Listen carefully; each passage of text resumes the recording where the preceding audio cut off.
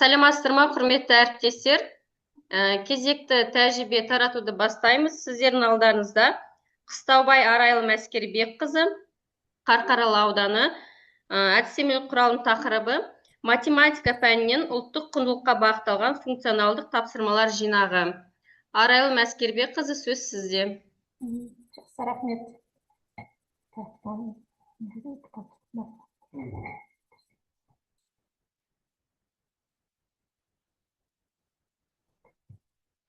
Әріптестер, камераны қосып отырамыз, өйткені запись жүргізіліп отырады. Бір-бірімізге көмектесіп жіберейік.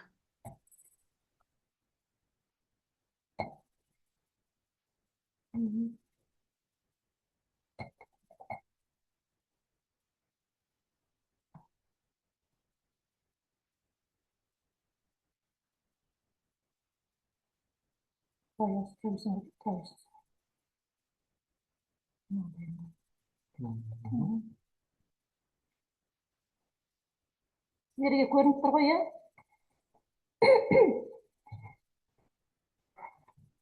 көрініп тұр ғой, экранда? Әріптестер? Иә, көрініп тұр. Жақсы. Сәлеметсіздер ме, құрметті әріптестер? Алдымен алда келе жатқан Самарқанды жібектеп, күнмен түнді теңелтіп келе жатқан наурыз мейрамымен құттықтаймын. Еңбектеріңізге жеміс тілеймін, отбасыларыңыз аман болсын. Бүгінгі менің тақырыбым математика бастауыш сыныптарда 1-4 сыныптарға арналған математикалық пәнінен ұлттық құндылыққа бағытталған функционалдық тапсырмалар жинағы. Жалпы біз қазіргі таңда жалпы сабақ барысында оқу процесінде осы ұлттық құндылықтарды бір маңызды мәселе ретінде алға қойып, сабақ барысында оқушылардың өзіміздің салт-дәстүрімізді білсе, ұлттық құндылықтарымызды қоса бойына сіңірсе деген мақсатпенен қолданып отырған жайым бар. Енді осы орайда математикадан логикалық, көбінесе қазір түрлі олимпиадалар бар ғой, сондағы кез келген есептерге қарап отырып, өзіммен алтын тұғыры олимпиадасына қатысып, сол жүлделі орынды алып жүргендіктен өз сыныбымда балаларын жаңағындай ұлттық логикалық денен байланыстырып неге жасамасқа деген ой келді. Осындай бір жинақ жасадым. Енді бұндағы басты мақсат оқушылардың математикаға деген қызығушылықтарын арттыра отырып, логикалық есептер шығару жолдарын көрсету, ұлттық құндылыққа бағытталған тапсырмаларды шешу жолын үйрету, ойлау дағдыларын, логикаларын, жаңағы зейіндерін дамыту. Зейін дамыту дегенде енді бір тоқтала кететін, көбінесе бізде қазір оқушылардың барлығы смартфон, телефондармен зейіні тұрақсыз дейміз ғой, оның бәрі жаңағы осы қолданып жүрген қазіргі уақыттағы бір мәселенің бірі осы телефоннан дейміз, бала тез ұмытып қалады, зейін тұрақсыз дейміз. Осымен байланыстырып отырып арасында мысалы 1-ші сыныптан бастап серіктеу сәті ретінде жаңағындай зейін тұрақтандыратын түрлі ойын түрінде жаттығулармен байланыстырып отырып, осындай ұлттық құндылыққа бағытталған логикалық тапсырмаларды шешу жолын 1-ші сыныптан бастауды жөн көрдім. Кешіріңіз, Арайлым Әскербекқызы, сіздің дауысыңыз жай шығып тұр. Кешіріңіз, дауысыңыз жай шығып тұр. Оқушылардың математика пәніне деген қызығушылықтарын арттыру міндеттері еншік тұр ма? Математикалық функционалдық сауаттылықтарын қалыптастыру, ұлттық құндылық туралы білімдерін кеңейту, логикалық ойлауды дамыту, шығармашылыққа жетелеу. Жинақтың құрылымы ұлттық құндылықпен байланысты құрастырылған, яғни бұндағы логикалық тапсырмалар қазір шешу барысында көресіздер, осыған ұқсас есептер бар ғой деп. Оның барлығын мен қайдан алып құрастырдым? Жаңағы логикалық олимпиадада келетін есептерге ұқсас қып, ол жалғыз мен емес, басқа сіздердің де қолдарыңыздан келетін дүние. Сол есептерді шығару барысында жаңағындай ұлттық құндылықпен, ұлттық ойындармен, ұлттық тағамдармен байланыстырып отырып, қызықты етіп тапсырмаларды жаңағы құрастырдым.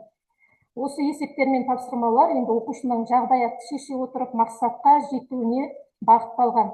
Енді мен оны қалай 1-2 дәптерін былай көрсете, сіздерге көрсе, осындай жұмыс дәптерін бастап, қазіргі менде 2-ші сыныптың оқушылары, көрініп тұр ма дәптер?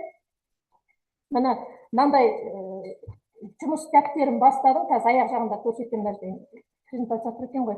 Сол жұмыс дәптеріне арнайы тапсырмаларды шығарып, жапсырып, 1-ші сыныпта енді бағаланбайтын болғандықтан, 1-ші сыныпта қолданғанда мен ұлттық құндылыққа байланысты фишкалар жасадым. Балалар қазір андай фишканы лақтырып ойнаған жақсы көреді ғой.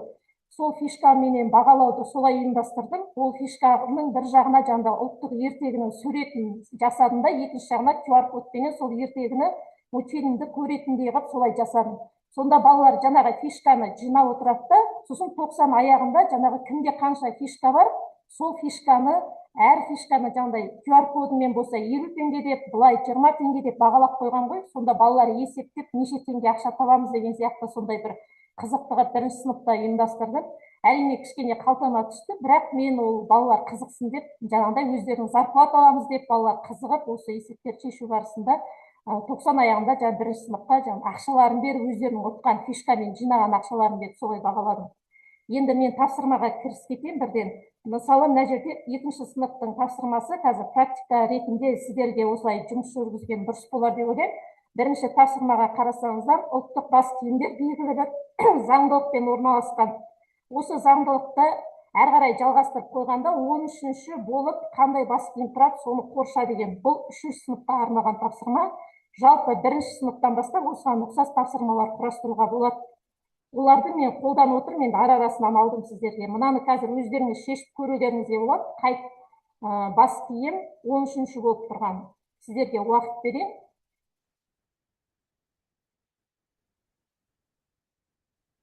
Егер жауабын бірден нақты шешсеңіздер, айта берулеріңізге болады.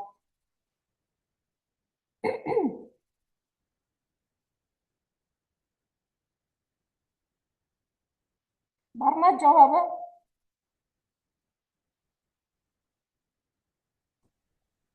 А нұсқасы ма?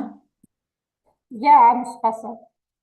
Бұны осы 3-ші сынып қой, мысалы, дұрыс А нұсқасы, оны енді сіз қалай шештіңіз? Айта аласыз ба? Санау барысында мына жерде 2, 4, 6, 8 тақия тұр. Содан кейін бастан бастап санап шықтым. 8, 10, 12, 13-ші А нұсқасы тұр. Жақсы, бұл енді дұрыс, сіздің шешіміңіз өйтіп санап та шешуге болады. Енді астына қарасаңыздар, осыны бағалауды енді 2-ші сыныптан бастап бағалаймыз. Дискриптор құрастырылған, бірінші заңдылықты анықтайды 1 балл, екінші 13-ші тұрған бас киімді дұрыс табады деген дискриптор құрылған. Енді бұл есептің қазір мен шешуін қалай жылдам, қалай шешуге болатынын көрсетейін. Міне шешуі. Алдымен заңдылықты тауып, суретте неше ұлттық бас киім бар екенін тауып аласыздар. Мысалы, ана жерде 4 бас киім, байқап тұрсаңыздар, қайталанып тұрған. 4, бұл жерде 4 түрлі бас киім тұр, Сонда 4-тен 3 реттен қайталаған кезде 12 ғой 4 жерде үшін. 13-ші бір қалдық қалады, сол артық бірінші тұрған, демек ана бірінші бас киім, сол 13-ші бас киім деп алынады. Немесе осыған ұқсас есептер оңтын, мысалы 14-тен қалдық, мысалы 3 қалса, демек ана жерден басынан санағанда қайтадан 3-ші бас киім деген сияқты осыған ұқсас ұлттық жаңағындай аспаптармен, ұлттық тағамдармен, ұлттық оюлармен, міне осындай тапсырмалар құрастыруға болады. Қарап тұрсаңыздар, керемет қиын емес, бірақ шешу жолын жаңағындай сіз сияқты 1, 2, 3, 4 деп санап отырмай, бірден жаңағы заңдылықты тауып аласыз, неше бас киім қайталанып тұр, неше бас киім тұрған жерде қайталанған. Соны аласыз да, жаңағы жалпы 13-ші деп тұр ғой, 13-ті алып 4-ке бөлген кезде бір қалдық қалады ғой, сол демек бірінші деп. Осылай шешуге болады. Енді екінші тапсырмаға қараңыздар. Екінші тапсырманы оқысаңыздар, жайлауда сырмақ сыру қолөнерінен қыз балалар арасында жарыс өтті. Екінші қыз 8 күнде бітірді, ал бірінші қыз екінші қыздан 4 күн кейін бітірді. Бірінші қыз бен екінші қыздың жұмыс істеген күндері 2 есеге кемітсек, 4-ші қыздың жұмыс істеген күнін табамыз. Ал 3-ші қыз 4-ші қыз бен 2-ші қыздың жұмыс істеген күндерінің жартысындай күнде бітірген. Яғни ең бірінші сырмақты кім бітірген деген сұрақ. Бұлай қарасаңыздар, бізде функционалдық сауаттылық дейміз, қазақ тілінен, тіл пәндерінен мәтіндік жұмыстар бар, мәтінмен жұмыс жасайтын. Сонда көбінесе тапсырмалар мәтіндікпен беріледі. Мынау математикадан бір жағынан бұны алғаным, бала мына мәтінді түсініп оқу керек. Егер ол мәтінмен жақсы жұмыс жасайтын бала болса, ол мына есепті жаңағыдай түсініп, бірден түсініп оқи алатын болады деп ойлаймын. Енді осы есепті шешіп көріңіздер.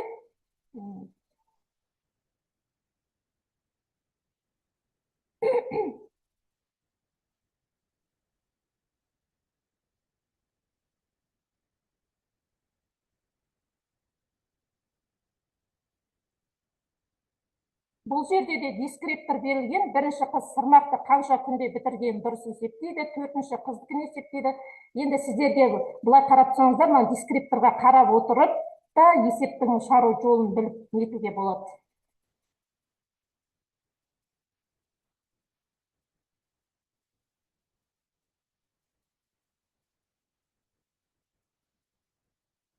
Қай қыз бала сонда сырмақты бірінші бітірді деп ойлайсыздар?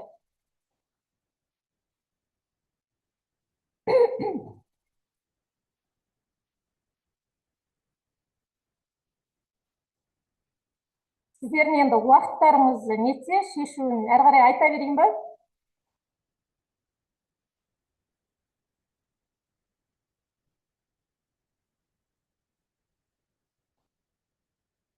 Шешуін айта берейін ба?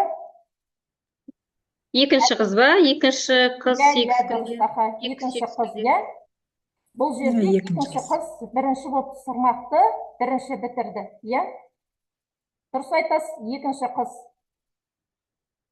Міне мына жерде тұр, яғни жаңа төртеуі кем деді ғой, яғни оны тауып аламыз, төртеуі кем болса, демек ол ана жерде, мына жерде мен шатысып кеткен ғой, азайту керек негізі.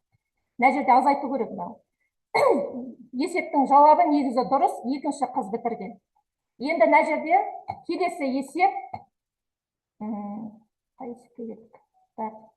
төртінші сынып бойынша мынандай тапсырма. Жайлауда жандос күнде таңертең, төртінші сыныпты білесіздер ғой, көбінесе төртінші сыныпта есептер бар, жылдамдықта берілген, иә. Жайлауда жандос күнде таңертең қазықта тұрған атты қарап келеді дейді. Бұл жерде қарап отырсаңыздар, барлығы ұлттық құндылықпен байланысты. Қазық деген не, оған атты қайда, қалай байлайды, міне осы туралы түсінік болады балаларда. Балалардан сіздер мысалы қазық деген не екенін білесіңдер ме, балалар? Тіпті мынандай суретімен де беруге болады, қазыққа байланып тұрған атты келтіріп те істеуге болады, міне осындай деп. Ол дейді 50 метр минут жүрсе 2 минутқа кешігеді дейді, жаңа қазықта. Қазықпен екі ортада. Ал 60 метр минут жүрсе 1 минутқа ерте келеді дейді. Ылғи күнде ол жаңаға мені қазыққа барып атты қарап келген. Кигіз үй мен қазықтың арасы қандай қашықтықта дейді. Яғни ол кигіз үй мен екі ортадағы ара қашықтықты сұрап тұр есепте. Бұл жерде жандостың неше минут жүргенін дұрыс табады, 50 метр минут қанша жол жүргенін дұрыс табады. Кешіріңіздер, ана жерде қате басып кетті. 60 метр минут қанша жол дұрыс жүргенін табады. Кигіз үй мен қазықтың арасы неше метр екенін дұрыс есептейді, есептің жауабын дұрыс жазады. Дискриптор.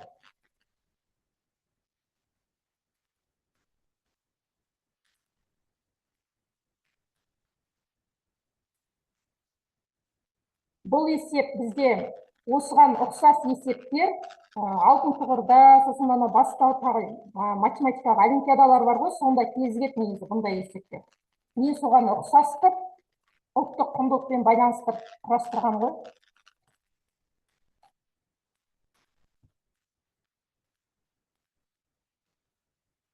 Енді әрі қарай ренжімесеңіздер айта берейін, иә, 20 минутта кетті ма? Или үлгересіздер ма? Иә, айта беріңіз әрі қарай. Айта берейін, иә. Міне, мысалы 50 метр минутпен жүрсе, егерде 50 метр минутпен жүрсе, плюс 2 минут кетеді. Плюс 2 минут кетеді. Яғни ол 1 минутта 50 метр жүрсе, 100 метр қосылады деген сөз бар, плюс 100 метр, иә. 60 метр минутпен жүрсе, керісінше 1 сағатқа 1 минутқа ерте кетеді. Яғни минус 60 метр, 60-таймыз. Бұның шешу жолы, мына жерде қарап тұрсаңыздар, егерде плюс минус болса, онда плюс-минус жақша дегенді көріп тұрсыздар ма? Мына жерде егерде біріншісінде қосылып одан кейін теңіп тұрса, яғни 100-ге 60-ты қосасыздар. Осындай, именно осы есепті шешудегі осындай бір формула. Осы формула арқылы егерде сіздер жаңағындай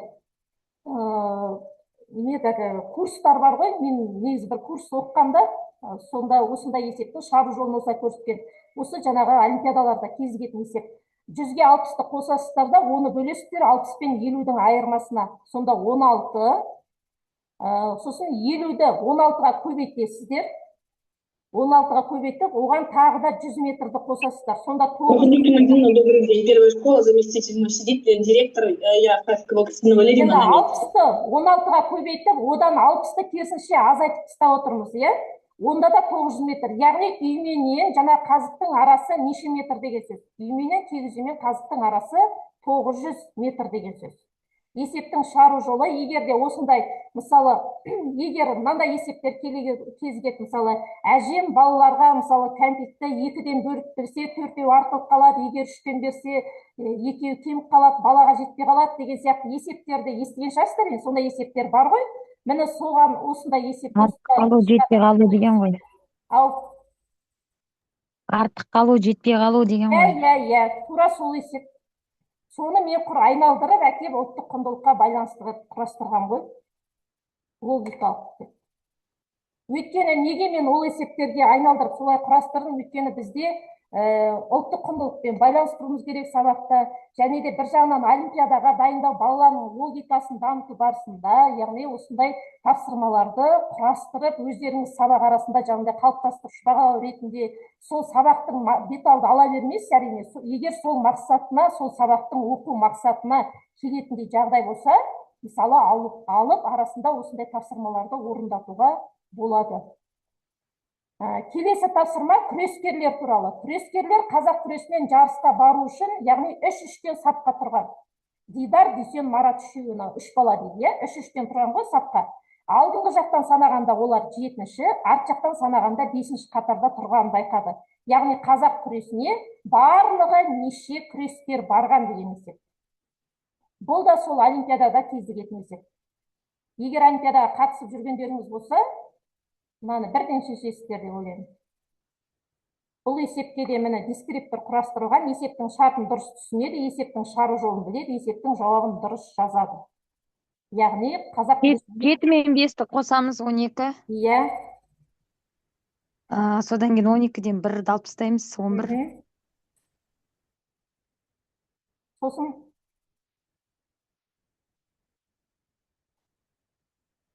әрі қарай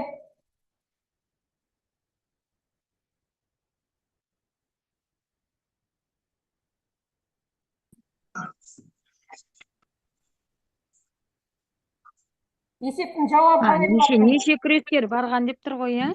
Иә. Так, содан кейін сол 11-ді 3-ке көбейтеміз, 33. Өте тамаша, өте тамаша. Бұл есептің шешу жолы тура осылай шығады. Яғни кейде мысалы шешу жолын білмеген адам оны санап отырады, 3-3-тен сызады да бұрын расында да мен білмеген кезде басында логикаға еніп жүрген кезде көбінесе ұстаздардың бәрін байқағанда басынан бастап санайды, сосын былай санайды, шарсып отыратын. Оның енді ең оңай жолы жаңа сіз айтқандай 7-ке 5-ті қосып, 1-ді азайтып, оны 3-ке көбейте саламыз. Сонда жауабы 33 өте дұрыс. Енді бірінші тағы да мынандай бір тапсырма қосымша алған болатын, 2-ші сынып деңгейіндегі тапсырма бұл. Мына жерде мысалы Қайрат, Айдар, Досым, Қайыржан 4-еу асық иіріп отырғанда асықтары алшы, бүкші, тәйті түсті дейді. Бұл жерде балаларға сіз мысалы қазір біз ұлттық құндылық деп сабақ арасында мысалы балаларға ойын ойнатам мен өзім. Менде сыныбымда артта 2 партада кәдімгідей бүкіл ұлттық ойындардың ресурстарын дайындап қойған ғой, асық бәрі. Енді олар жаңағы бүктісі, шіктісі, тәйті дегендерді балалар біледі да менде. Сосын мысалы осындай тапсырма. Осы тапсырманы шешкенде балаларға кесте сызғызып, бірден кесте сызғызып алып, сосын бірінші баладан бастап белгілеп шығуға болады. Сонда Айдар тәйті, Досым алшы басып кетті, Досым шік, Қайыржан бүкісті деген. Осындай шешім. Бұны мен сразу шешім алдым. Мына жерден басылып кетті. Микрофон сөндіріңіздерші, әріптестер. Осындай тапсырмаларды құрастыруға болады. Түрлі жаңағы асық ойынына байланысты. Содан кейін бір елі деген бар, қазақта өлшемдер бар, иә? Елі, қарыс, қадам, адым деп бұрынғы ежелгі өлшемдер бар ғой. Міне сол өлшемдерді алып, сол өлшемдермен байланыстырып та есеп құрастыруға болады. Сонда балалар елі дегенді не, жаңағындай қарыс, құлаш деген, қарыс деген не, жұдырық деген не деген сияқты, міне осының барын өлшем бірліктеді. Осы есепті шығару барысында сіз елі дегенді еріксіз айтасыз ғой, елі шамамен 2 сантиметрге тең деп, міне елі деп, жаңағы саусақпен көрсетпейсіз елі деп. Баланың жаңағы қыстың болса тіпті соғыммен де байланыстыруға балалар елі қазы деп айтып жатады деген сияқты.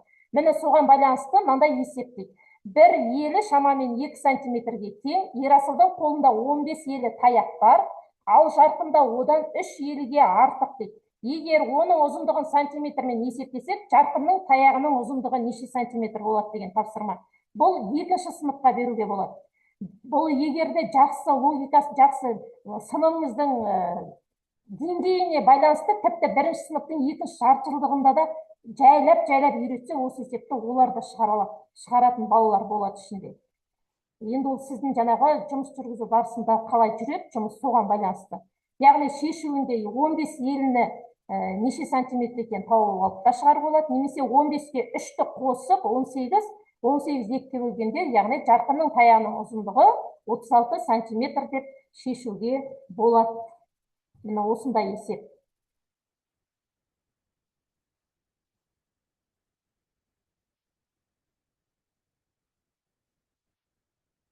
Енді қосымша мына жерде 1-ші сыныпқа алған тапсырмаларымнан көрсете кетейін.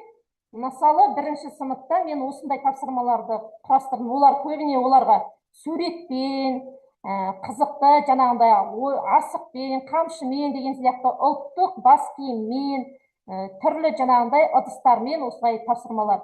Мұны болған ұқсас тапсырмалар өзі оқулықта да кезігеді. Кейде оқулықты ашып отырсаңыздар, тура мынандай торсық бермесе де, олар гүлмен немесе фигурамен берілген тапсырмалар дәптерде бар, иә. Міне соны тек қана айналдырып әкеп ұлттық құндылыққа. Ол неге ұлттық, оны айналдырып, мысалы, біреуді қайталап кетіп, ұлттық құндылықты қоя салыпты деп айтуларыңыз мүмкін. Ол не мақсатта, менікі жаңағы ұлттық ыдыс аяқтар, осының барлығын атауларын балаларыңыз білетін болады. Бәрібір біреу болса, бір-екеуі сұрайтын, мұғалім, мынау немене ыдыс, ол не үшін қолданады? Тіпті балалардың өздері біледі ол ыдысты. Сұрасаңыз, сонда балалардың әрбір ойлаңызшы, сіз мысалы жыл бойына бір 15-20 есеп шығарсаңыз, соның ішінен бір 5-6-ын, 10 шақтысы, 15 шақты атауды ұлттық құндылыққа байланысты балалар жаттап алса, онда ол сіздің жаңағы не үшін ол жетістік еді. Өйткені кішкене болсын балалардың бойына жаңа ұлттық құндылықты сіңірген. Мына жердегі тапсырма міне тура солай, кестедегі сұрақ орнына қандай ыдыс болу керек. Осы тапсырманы 1-ші сыныпқа осылай бердім. Олар жаңағыдай мына жерден қарайтын. Мен оларға мысалы түсіндірем. Көлденеңінен тігінен қарағанда да бір ыдыс 2 рет қайталанбау керек деген. Бұл жерде ережесі бар, иә, яғни қайталанбау керек бір ыдыс 2 рет. Сосын екінші камера қосамыз, әріптестер, камера. Екінші тапсырмада бос орынды толтыр дегенде, бұл да өзіміздің жалпы қарап отырсаңыздар, есептің барлығы ешқандай айдан алынған жоқ. Бұның бәрі оқу мақсатымен сәйкес құрылған дүниелер. Бұл 1-ші сыныптікі. Бос орынды толтыр деген, мысалы, асыққа қамшыны қосқанда 30, асық пен асықты қосқанда 40. Енді қамшы қандай санды білдіріп тұр, асық қандай санды білдіріп тұр. Бұл жерде бірінші асықты тауып ала салады, 20, қамшының 12-ні біледі балалар. Бұл есептерді 1-ші сыныпта менде балалар шешіп отыр 1-ші сыныпта. Қазір олар 2-ші есеп, 2-ші сынып қой. Қазір мынандай есеп берсем, олар зырылдатады. Ал кейбір мындай жақсы оқитын балалар болады, оларға мен өздеріне құратамын. Мысалы, өзің құрастырып әкел деп, жаңағыдай сөйтіп құрастырып отырғанда, бұны түрлі қылып пайдалануға болады. Мысалы, сіз асықтың, жаңағы мен әкелген жоқпын оның бәрін, асықтың, қамшының, қазір неше түрлі көрнекіліктер жасаймыз ғой. Бізде бастысы жаңағы 1 мен 2-ші сыныпта көбінесе балалар жақсы көреді, суретпен солай шығарған есепті. Сосын тақтаға жаңағы магнитті, сол үшін мен өзіме жеке магнит етіп үлкен тақтаны бірақ сатып алғам ғой, жаңағы жұмыс жасау үшін. Олар тақтаға кім құрастырады деген кезде сыныптағы лидер жаңа жақсы шығарып отырған балалар өздері басқа балаларға жаңағындай есепті құрастырып береді. Олар жаңағындай асықты апарып жапсырады, ортасына жай бормен плюс деп жазып салады, басқа екінші апарып жапсырады, тең дейді да санды жазады. Сондай бір тапсырмалар балалардың ойлауына, басқа баланы мен де құрасам екен деген жаңағындай сол балаға кішкене мотивация береді да. Және де оны міндетті түрде жаңағындай мадақтап, балаларды мадақтап отыру керек. Балалар мадақтағанды өте жақсы көреді. Енді осы сияқты тапсырмалар өте көп. Мен жай мыналарды шешу емес, бұлай сіздерге алып отырмын. Мына ат жарысқа байланысты, оюға байланысты 2-ші сыныптан бастап осындай дискрипторлар, әр тапсырмаға осылай дискрипторменен дайын. Менде қазір 1-ден 4-ке дейін әр сыныптан 15 тапсырмадан құрастырылған дайын тұр осы не. Бірақ мен сабақ барысында баланың өзіне де қосымша жаңағыдай құратып жіберемін. Енді ол құратып жіберген есептерді оны жазбайсыз ғой, бірден ол сабақ процесінде жаңағыдай баланы әрі қарай дамыту мақсатында жақсы оқып отырған, одан кейінгі келесі бала жаңағы дұрыс түсінбей отырған бала не шығайшы дейді, шығара алмаса да тақтаға шығара беремін да мен. Жаңағы бір асықты апарып жапсыра салған өзіне мәз болады да бала. Міне сондай тапсырмалар беріп, осылай орындатып отырып, оң нәтижесін берді деп айта аламын. Мен мысалы қазір 2-ші сынып осының алдындағы сыныптарымда жаңағы математикалық бастаудан, клевер математикалық олимпиададан жаңағы орын алған оқушыларым бар. Көбінесе білесіздер ғой, енді ол логикалыққа байланысты есептер беріледі, сол логикасы баланың дамитыны. 9 құмалақ, ұлттық ойындар, ұлттық дыбыстар, міне анасы құймақ пісірді ай болдым дейді. Тіпті ұлттық тағамға дейін. Жазда 8 қанат киіз үй мен 10 қанат киіз үй тігілді, диаметрге байланысты. Барлығы, мысалы, сіз диаметр деген жаңа өтесіз ғой, сол күнде, мысалы, мына тапсырманы алуыңызға болады. Ұлттық құндылықпен байланысты киіз үйдің диаметрін табатын деген сияқты. Міне осындай тапсырмалар құрастырылған. Енді сіздерге қажет болса, мысалы, менімен хабарласып алуларыңызға болады, пайдалануларыңызға болады. Өздеріңізде осыған қарап құрып алсаңыздар, біраз уақыт кетеді енді, уақытты, бірақ есесіне сізде дайын құралыңыз кез келген, сіз басқа әріптестеріңізге де беріп, жаңағындай біреуіңіз бір сыныпты, біреуіңіз бір сыныпты құрастырып, өздеріңіз жаңағы өзара жаңағыдай ауысып отыруға да болады тапсырмаларды. Бастысы ниет, осы тапсырмаларды енді құрастыра отыру барысында жалпы өзектілігі бұл құралдың қызықты логикалық тапсырмаларды орындау барысында оқушылар математикадан алған білімдерін пысықтап, ой өрісін кеңейтеді, логикалық ойлауын арттырады, ұлттық құндылықты бойына сіңіреді. Берілген тапсырмалар жинағы математикада логикалық есептерді жүйелі жүргізіп отыру барысында оқушылардың ойлау қабілеттерін дамытып қана қоймай, сол ұлттық құндылықты меңгеруіне өзінің септігін тигізеді деп айта аламын. Бірақ бұл жұмыс анда-санда айына бір жүрген емес, кәдімгідей жүріп отырғаны дұрыс деп айтқым келеді. Өйткені мынандай міне кәдімгі дәптер бастап, мен осылай бір дәптерге ерінбей математика дәптерін итаки былай тексересіз ғой, одан бөлек жаңа менде қалыптасушы жоғалу деген басқа дәптер бар. Мынау таза осы логикалық құндылыққа арналған дәптер бастадым. Сол дәптерде 20 оқушым болса, сол 20 оқушының 20-сында да бар. Ерінбей балдары қойылады, ерінбей жарайсың деген бүкіл бағалау бәрі жүйелі жүрген кезде ғана нәтиже береді. Ал егер де сіз ала салып бұлай алынып жата берсе, ол есеп әрі қарай талданбаса, онда ол ешқандай нәтиже бермейді. Сондықтан сіздерге міне сәттілік дейін осындай тапсырмалар құрастыруға болады. Жалпы бұдан күтілетін нәтиже оқушылардың математика пәніне деген қызығушылығы оянады, логикалық ойлауы дамиды, есте сақтау қалыптасады, ой өрісі дамиды, өз бетінше жұмыс істеуге дағдыланады.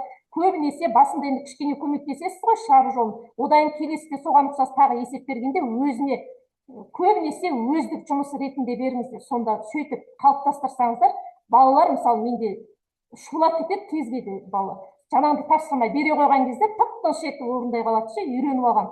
Солай үйренеді. Енді қорыта айтқанда ұлтымыздың түрлі қолөнері, ойындары, тағамдары насихатталатын тапсырма бала бойына өз ұлтыма деген сүйіспеншіліктерін, мақтаныш сезімін оята отырып, өз тарихын білуге, құрметтеуге машықтандырады.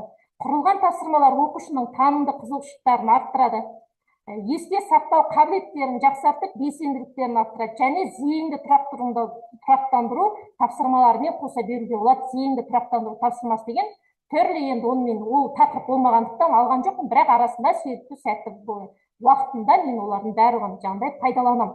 Өлшем бірліктерге байланысты құралған тапсырмаларда ұлттық сусындар туралы, бұның тапсырмалардың ішінде литр да бар, жаңағыдай жылдамдыққа да бар, барлық мақсат оқу мақсатына қамтылған тапсырмалар құрастырылған.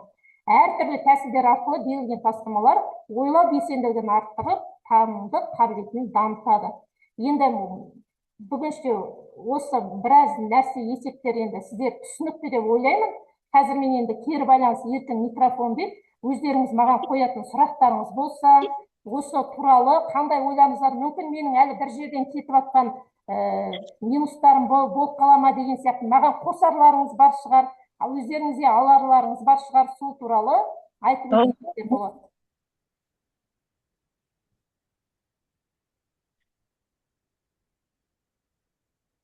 Наурыз екі ағайындар көзіне туған. Жақсы, Арайлы Әскербекқызы, көп рахмет сізге. Ұлттық құндылыққа бағытталып жасалған әдістемелік құралыңыз өте керемет екен. Әріптестер, енді кері байланысқа шығайық.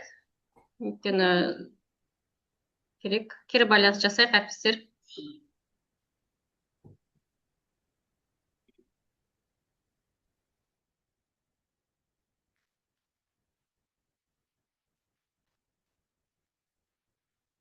Қазір менде сол 1-ден 4-ке дейін 60 тапсырма құралып тұр ғой.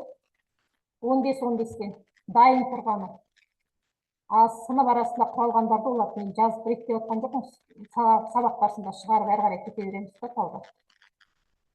Жақсы, әдеттегідей астына жаңағы чатқа номеріңізді жазып жіберсеңіз, егер де әріптестерге сіздің әдістемелік құралыңыз қажет болып жатса, сіздерден сұрайтын болса, жаңағы жазып жіберсеңіз мына чатқа. Қайырлы күн, құрметті әріптестер. Жақсы, рахмет. Барлығы жақсы болды. Іске ассын. Сәтті тілейміз сізге. Рахмет. Қайырлы күн, үлкен рахмет. Бәрі тамаша. Жаңағыдай 4-ші сыныптың күрделі есептері бәрі жақсы болды. Рахмет, үлкен. Жақсы, рахмет. Мен Жанат Абеновнаға да телефон біледі ғой, сол кісіден де былай хабарласып алуға болады. Қазір мен чатқа жазып салайын номерімді, иә? Жақсы, сізге келешекте шығармашылық табыс тілейміз. Еңбегіңіздің жемісін көріңіз. Рахмет сізге. Шыға берейік па? Жақсы, иә, запись тоқтата беріңіз, шыға беріңіздер. Рахмет сізге. Номер жібердім. Сол жерден алып хабарлассаңыздар болады. Дайын не тұр, енді былай жібердім. Бұқар жыраудан 1 адам ғана қатысты, Нұра ауданынан 4 адам, басқасы Ақтоғай, әріптестер Жанат Абеновна скриншот жібер деген мен жіберемін. Мадира мұғалім, біз Ақтоғайда кейбір мұғалімдер есімімен ғана отырды, мен де скрин жасадым, аудан атын жазбапты.